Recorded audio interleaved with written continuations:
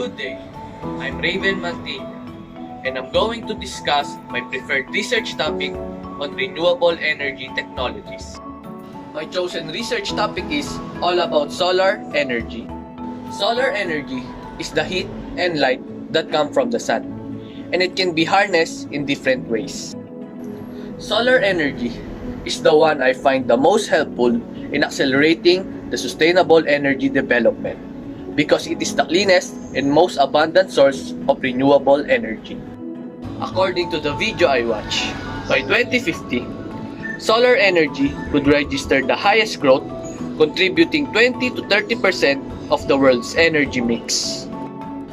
However, I am surprised that the solar energy is not fully utilized, since it is not the number one source in generating electricity in a form of renewable energy source. I would highly recommend to do a further research on solar energy in our academy, since it is not still fully utilized and we can still develop something that can harness the power from the sun. Like our fellow Mapuan, Carby Maige, who is the first sustainability winner of the James Dyson Award.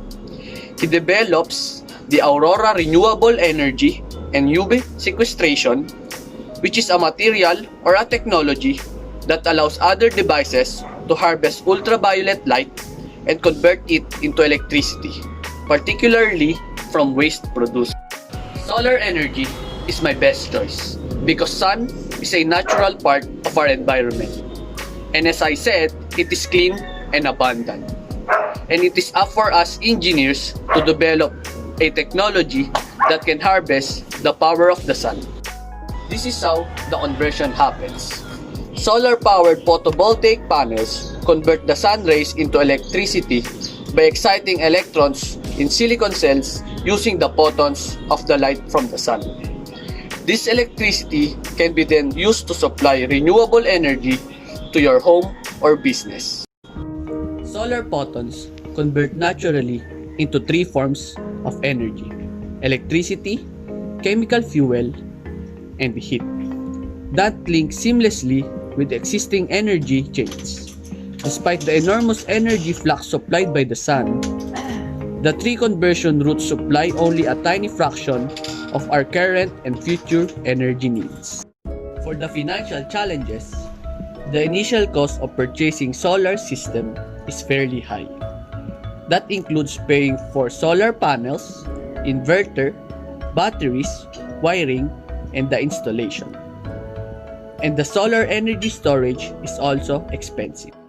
However, it has a low maintenance cost, and in the long run, you can actually reduce electricity bills.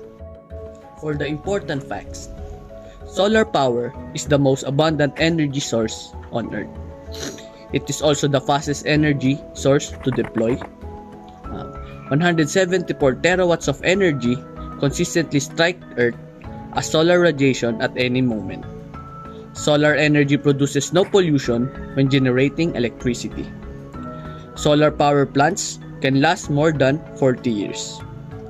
Solar energy is the cheapest source of energy in the world as of 2017, and solar energy is cheaper than fossil fuels as of 2019.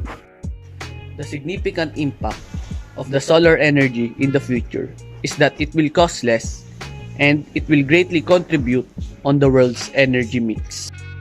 The uploaded materials really helped me in choosing my research topic, since it gives me facts and insights on the different renewable energy sources. I can now conclude that it is feasible to develop a solar energy system here in the Philippines because of its advantages and its significant impact on the future.